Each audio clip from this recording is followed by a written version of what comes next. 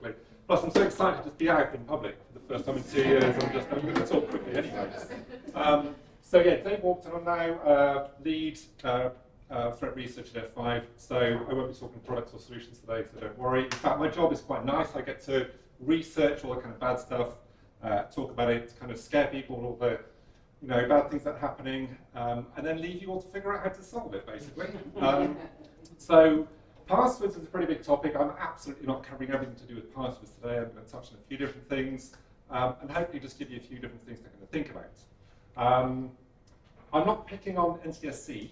I don't know if anyone recognises the 3 random words kind of phrase, which I'm piggybacking and I'm not mocking. I think it's a great kind of policy. But one of the things I'm going to be looking at today is the security of passphrases, and are they really kind of holding up? Now, I've got a few eye charts. Those of you at the back either will want to come in a little bit, or we can send out slides, I'm sure, at the end, so don't worry too much.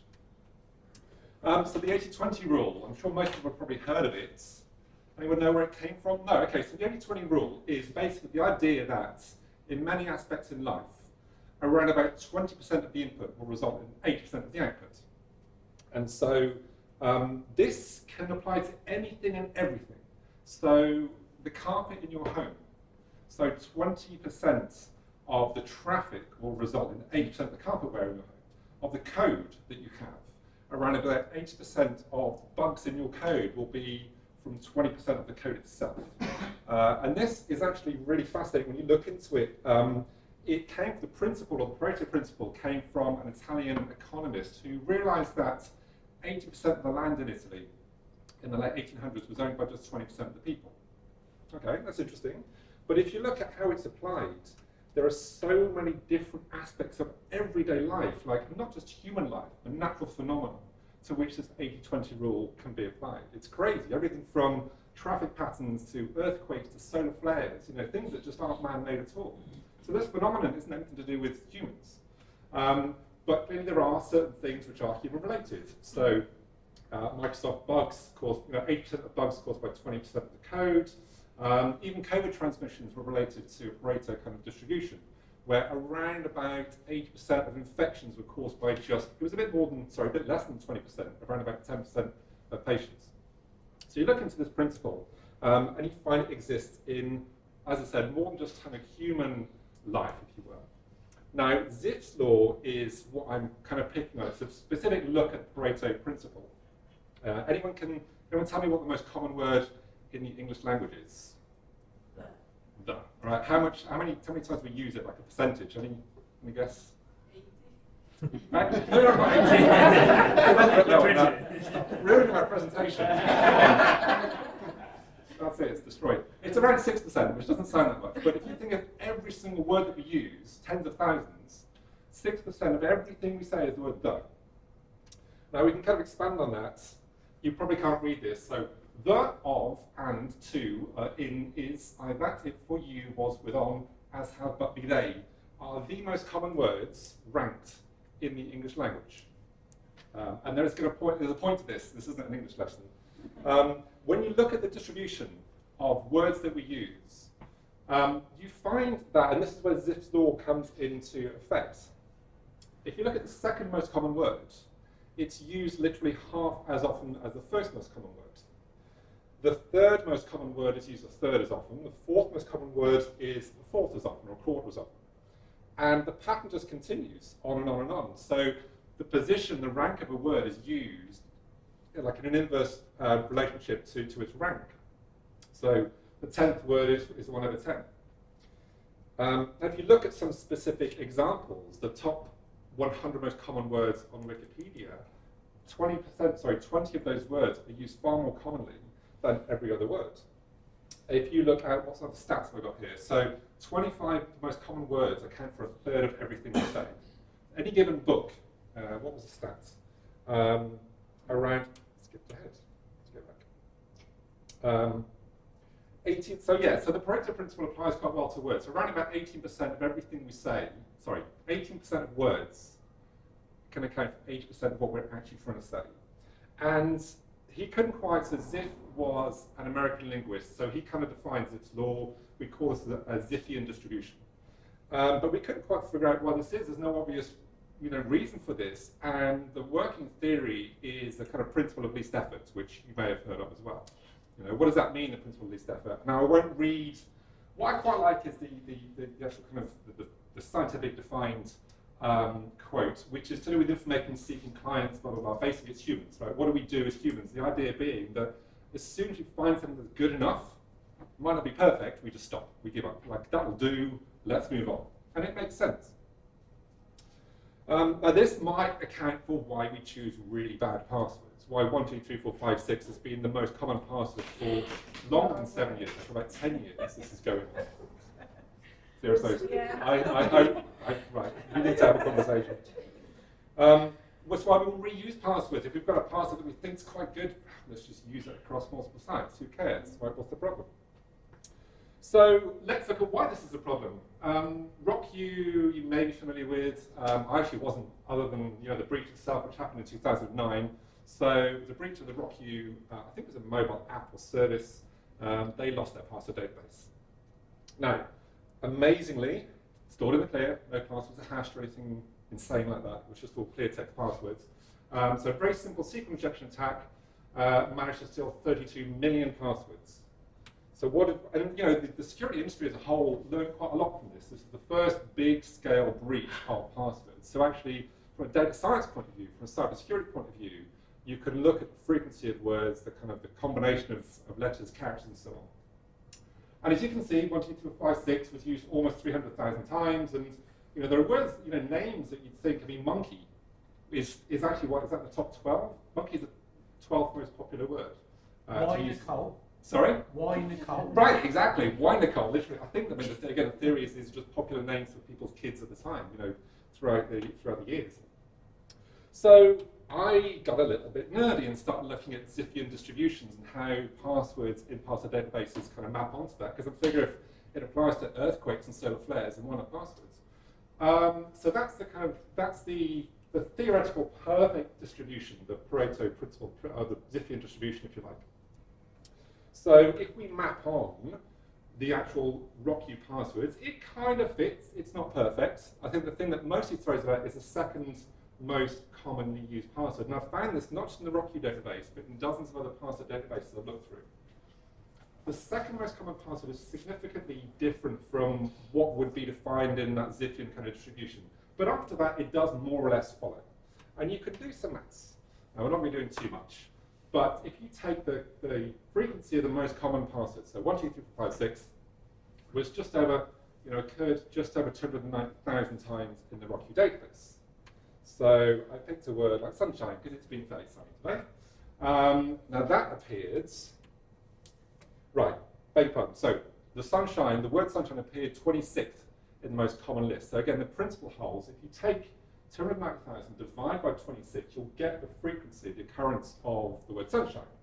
And it largely holds. It's pretty close. Now again, you can see the distributions are perfect at the early stages, but most password databases will follow this list. And this, I should say, isn't just applicable to, again, English language. This applies to password databases or even just different languages all over the world. So this isn't just for English. Now, password attacks, again, why? Okay, brilliant. We've just done a little maths lesson and looked at some old philosophers and so on, but why is this a problem? Well, a lot of what we do at F5 Labs is look at trends. What's actually resulting in breaches over the year, the past 12 months. It's probably not going to be a brand new academic, discovery of some new crypto flaw. I mean, that's the kind of stuff you need to patch, yes, but it's very unlikely. It's possibly a big nation-state actors which might be exploiting that, but for the most part, we're all going to get hit with the same old stuff, which is the yellow bars, access-related attacks. Now, what we call access is passwords. It's kind of human interaction. So it could be password guessing, it could be brute force password attacks, it could be credential stuffing, it could be social engineering, that kind of thing. And they're consistently the most commonly used and successfully used method of data breaches over the past few years. So what do we do when we give password advice? And I think this ties in quite nicely to password kind of education, or just security education. I have a bit of a pet peeve when it comes to password education in particular, social engineering education. I think it's absolutely critical, but I think it gets out of date quite quickly. So what we've done for the past few years is let's have, enforced password complexity. So you've got to have a number, you've got to have a capital letter, you've got to have special characters and so on. Now these are numbers from RockU. So this is years ago, to be fair. Brilliantly, RockU didn't allow special characters at all. I think their minimum length was either 6 or 8 characters, so very small. And you can see the frequency. And again, you ask people to put these complexities into their passwords. What do? They capitalize the first letter, they put a number at the end. That's the most common way of implementing those password rules. Another very quick maths lesson. I'm going to race through this, but you have 8 characters. Now, if you have a lowercase alphabet, that's 8 times you can choose one of 26 possible letters. Okay, that can give you 208 billion possible passwords. That sounds like a lot, right? We can increase that with capital letters. We can give special characters, and we get up to 576 trillion possible passwords just with an 8-character password. So that sounds pretty good. The problem we've got is when we start putting password complexity mandates on, you have to have at least one character, a special character, at least one uppercase, and so on. Actually, what you're doing is restricting some of those characters to only be from that particular set. So actually, you end up with a much smaller password or kind of character set that you can possibly choose from. So in general, the current trend is to just go longer. Let's just have much, much longer passwords, because when it comes to password cracking, generally, the longer it is, it becomes exponentially harder or slower for computers to kind of brute force the password. Okay, brilliant. So we're going to ask for passphrases, and this has been kind of picked up on a few times. You've probably seen that comic from years ago, the XKCD comic.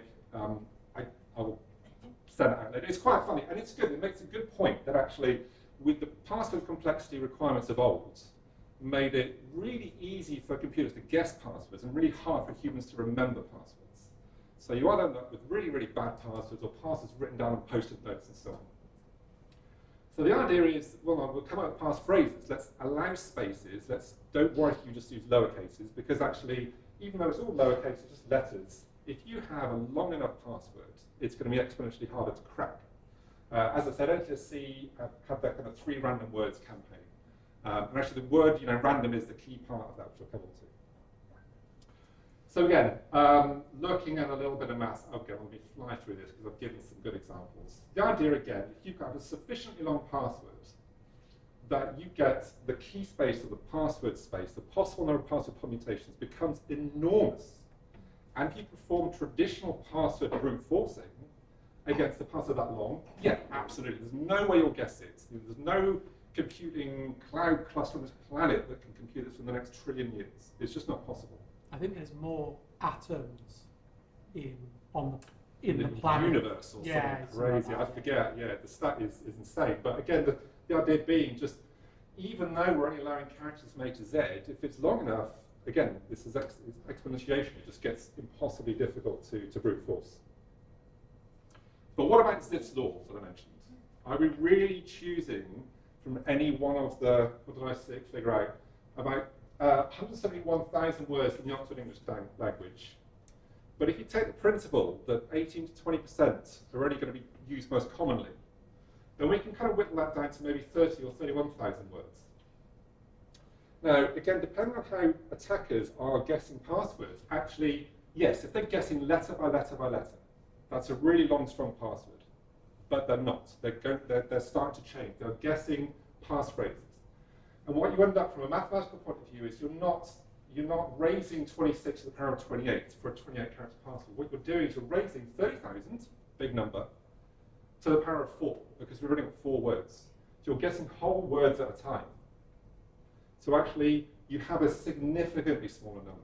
So from the number of guesses you have to make to guess that password, it becomes actually quite trivial.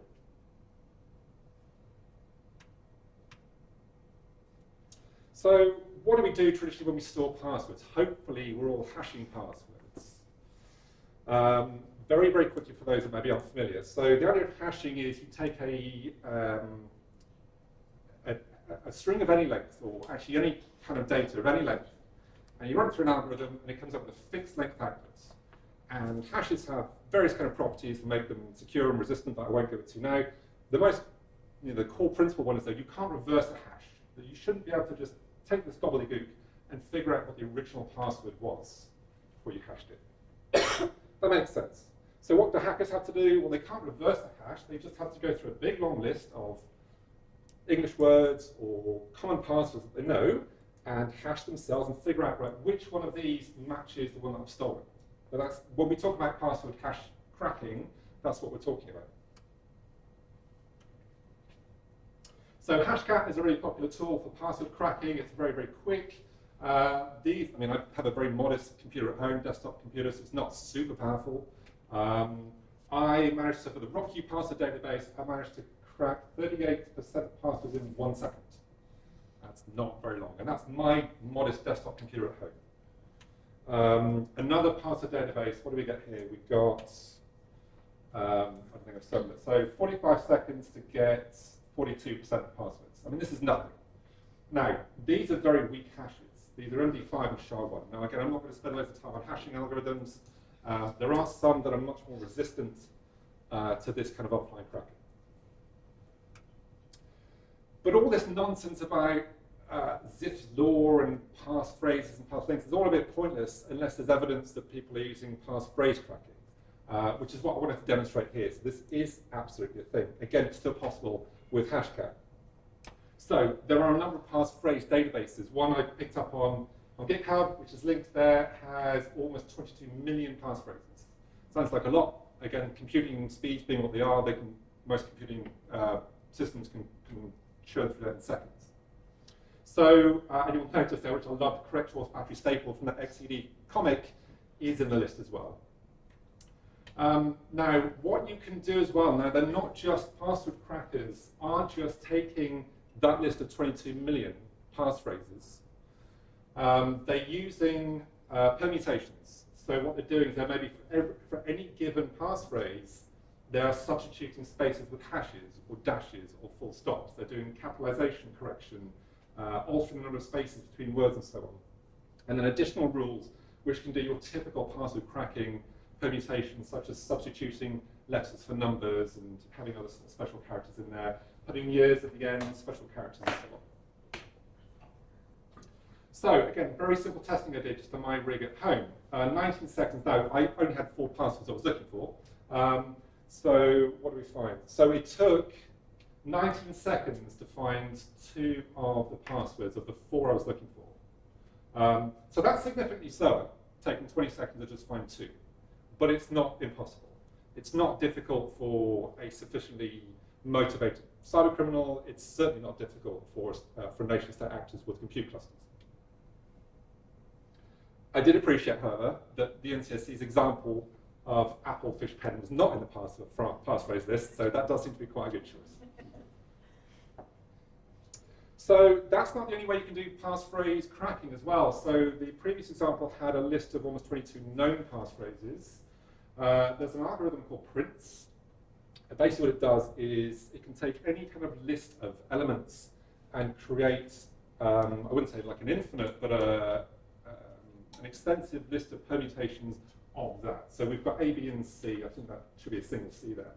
So it can create not just different kind of orders of those letters, but different length orderings and different things. So essentially you can think of any single possible permutation of any length it will create. And again, it hasn't got to be letters. You can take passphrases like correct, was, battery, staple, and it will perform its permutation. You apply that with the other permutation before, swapping characters with numbers, and so on and so on. And suddenly you have a list that is trillions long. These are big lists you have to manage. But again, these are not particularly difficult for even modest computers to actually churn through. These aren't my figures. I have linked the user who performed this kind of testing, who took passphrases and tried, well, sorry, he used the RockU password list to compare it to just standard password cracking. Now, to read the chart, you probably can't see, the Prince algorithm I just described performs very, very quickly. So it, like, over the first few guesses, it finds a significant amount of passwords, and then it kind of drops off. There are other stats here, I won't kind of labour it, but the point I would make here is that this is moderately successful using RockU as the word database. I would argue using, as I've suggested, like the top 10,000 most common words, or even the top 1,000 most common words. would still get a significant amount of really, really commonly used phrases. So just a couple of real-world examples of password and credential-based kind of attacks before I finish off. One of the reports we put out each year is called the Credential Stuffing Report. For this one, we took data from one of the security services. I don't know if anyone knows of Shape Security. We acquired them years ago. So they protect customers from automated or bot attacks. But this is data from only 4 different customers. For those that can't read, there's 3 billion credentials used across 12 months to protect just 4 sites. So 4 different customers across 12 months, a total of 3 billion different credentials that we used. And around about a third of them were found to be in Collection X, which is a really, really big password database dump that was released a couple of years ago. So what we found out was that of all those known leaked passwords, of the third of passwords that were being used that were leaked, 570 million were used by customers, also using their credentials they didn't know being breached in a different database. 330 million were used by attackers, and the combination between those two, 80 million were used by both real customers and attackers at the same time. So this just goes to show that, again, when we look at password theft, how many passwords are being reused across sites, how attackers go to use them. Another little bit from the report was looking at how and when those stolen passwords were used. And we found 4 kind of main stages of attacking using stolen credentials. The first stage, and again, don't worry about reading it, was between 150 days and 30 days before a disclosure of stolen passwords. There was moderate traffic of those stolen credentials being used against victims. Around about 20 times per day, each credential was being used by probably the original attackers. The people that stole the password database were then immediately trying to exploit it and use it against lots of different customers. The second stage, that you might be able to see when the graph kind of suddenly ticks up, is when the creds become available on the dark net, around about a month before that password dump being made publicly known. There we see password attempts logging, jumping up to about 70 times per day per credential. And then it becomes public knowledge. Then generally you'll find the password database is dumped not just on the dark web, but on kind of surface web forums and other places. That's when your script kiddies, anyone that can either write a bit of Python or get a tool that can hit a button, will just pray and spray. They'll just attack any single possible website they feel like doing. And now we see attacks of 130 times per day per credential being used.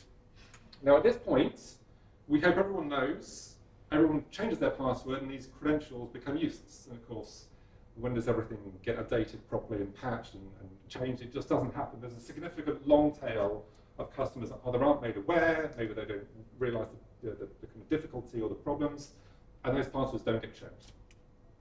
So they kind of carry on being attacked for a considerable amount of time. And so finally, one thing I thought was fairly recent, so what we do in F5, we do have a lot of kind of internal threat sharing calls, so we'll talk to different business units and find out what each kind of business unit is finding from either their customers being attacked or internally. And this is one that came out quite recently that I thought was interesting, was an attack which was going after an API. So clearly I could talk a lot about APIs. I mean, you could spend days and days talking about API security. And we have, some of our reports show that the vast majority of API-related breaches are almost all authentication or authorization-related breaches. So what was happening in this particular breach was the attacker was going after OAuth 2 tokens. They had stolen an app ID, an app ID and a secret basically, from an external third-party API and was using that. But the actual attack, now the customer wasn't aware. The customer contacted us once they became aware of this attack happening. So we're not quite sure how the attacker got the original app ID in secret. But once they had it, the actual attack that we had to then mitigate was essentially credential stuffing or a brute force attack. We weren't able to determine whether, to be fair, this attack was a cred stuffing attack. So if it was using known good credentials, or if they were just using, randomly generated passwords and see what happened. Of course, the challenge with securing APIs is that typically for a web-based platform, for a web browser base, you might be able to throw in JavaScript prompts, fingerprints, redirects, put it through additional authentication steps. With APIs, that becomes significantly more difficult. And so in this case, I believe the mitigation step was just to identify this one particular user agent, which was just distinct enough from legitimate users, block that at the kind of at the edge, which then stopped the attack. Unfortunately, that stopped the main attack. What the attacker then did out of retribution and spite was to launch new account creation attacks. So they just created, I think, tens of thousands or hundreds of thousands of fake accounts, which didn't impact the business in any way, but was a nuisance to try and clean up. So what have we learned? Again, going back to our last cred stuffing report, the majority of password databases are hashed. Most of them are hashed sufficiently well. A significant number, 10-20% each year, are still of sites that are having their password databases breached are found to be storing their passwords in the clear. But those, many are using SHA-1 and SHA-2. You can see again some very, very kind of simple stats from my own rig. SHA-1 typically not safe to use. SHA-2 is still not safe in the sense that SHA-2, although it's a secure hash, is too easy to brute force. It's too quick to go through multiple combinations. So you need to be using password-safe hashing algorithms, specifically ones such as bcrypt, and if you can see the stats, there's many orders of magnitude difference between even SHA-2 and a bcrypt hashing algorithm. Bcrypt for the win. Exactly. The good thing about bcrypts, you can kind of change the number of iterations. Clearly, I haven't talked about salts. Salts are really important for hashing. There are things you can do to really improve the hashing algorithm methods that you're using. So, just general recommendations. I think, everything in security needs to be a combination of people, process, and technology. From a people point of view, again, the thing I pick up is not just making sure that the password, the security training is up to date and relevant, but it's also telling them why. I think for me, because I'm a user, like we're all users as well, for me personally, I want to know why I'm doing something. Why is it important I'm choosing either a long or a complex password? Why should I use a password manager? If I understand why I'm doing something, there's probably a better chance, I would say, to actually, to go through it and do it. From a system point of view, software, hardware, and making sure defaults are gone, it's kind of related to blocking type passwords. So one thing I've tried to show is that the majority of passwords being used are known, and they're reused from site to site. So one of the things you can do easily, whether it's from a hardware security appliance or just in code, is to get this list of passwords, whether it's the top 10,000, the top 100,000 most commonly used passwords, just block them, just stop users from using them. And that will cut down an awful lot of attack traffic and bad passwords. From a user point of view, I don't think you can really, 3 random words is not bad, but the key thing is going to be making sure that users are choosing truly random words. It's not a known phrase like the bullet or a long way around, something like that. So really that involves having password managers. There's not really a way around this yet. And then just consider what you're doing around APIs and bots. The vast majority of attacks we see against credentials are automated. They're not humans you can interact with and do something with. They're all devices, compromised IoT devices, compromised servers, and so on. So think about how you're detecting whether it's a human user versus a bot, and then how you can challenge it and do something with it. And that's me. Thanks very much.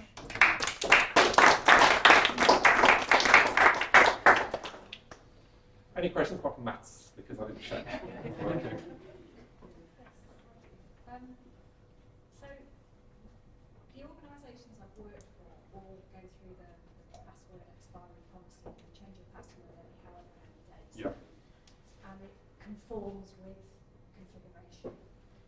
In my personal life, my bank, healthcare, government don't ask me to ever change my password.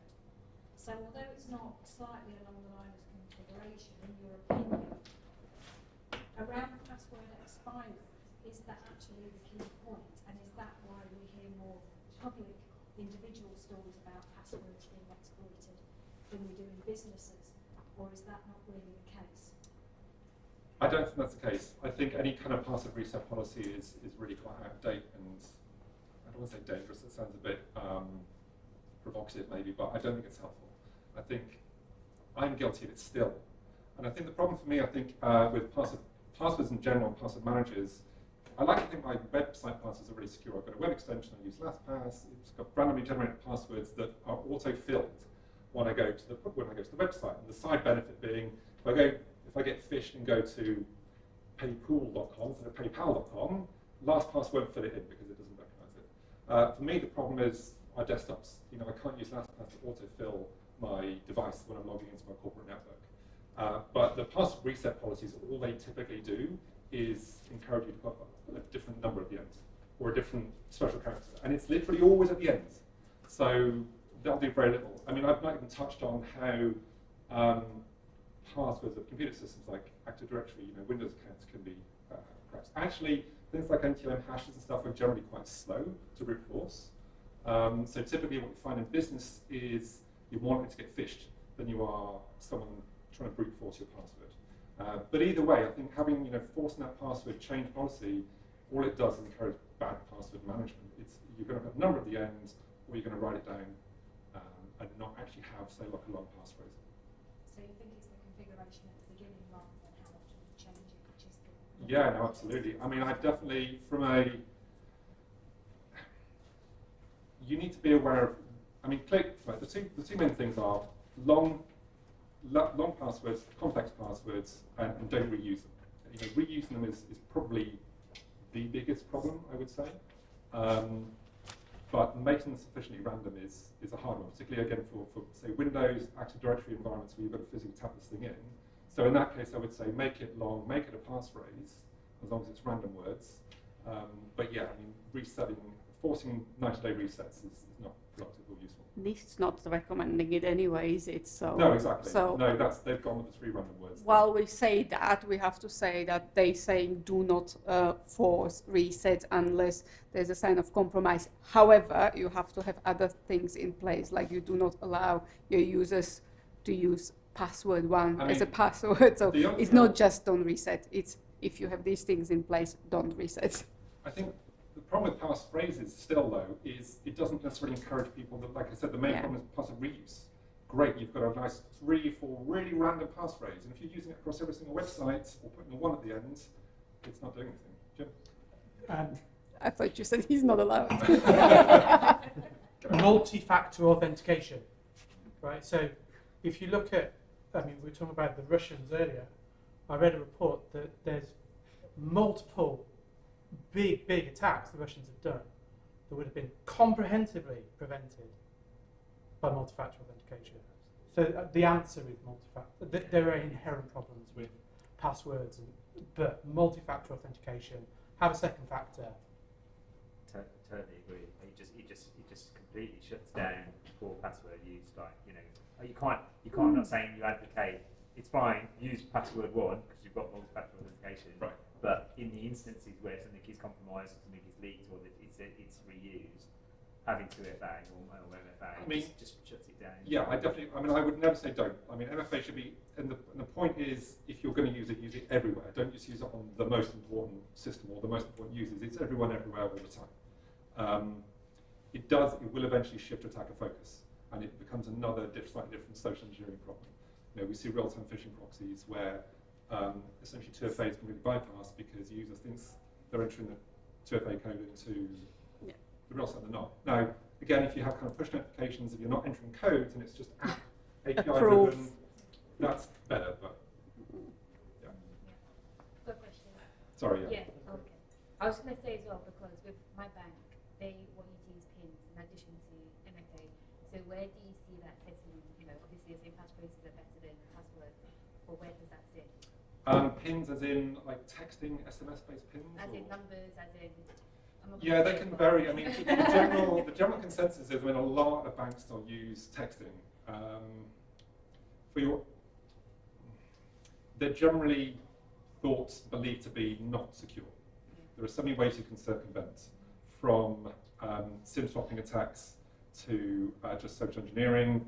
There are multiple ways. So an app-based thing where you have a number you enter, or even better, click on the push notification so you're not entering any numbers. It's definitely the way to go. But all these systems, any kind of second factor should always be a backup to a really strong password.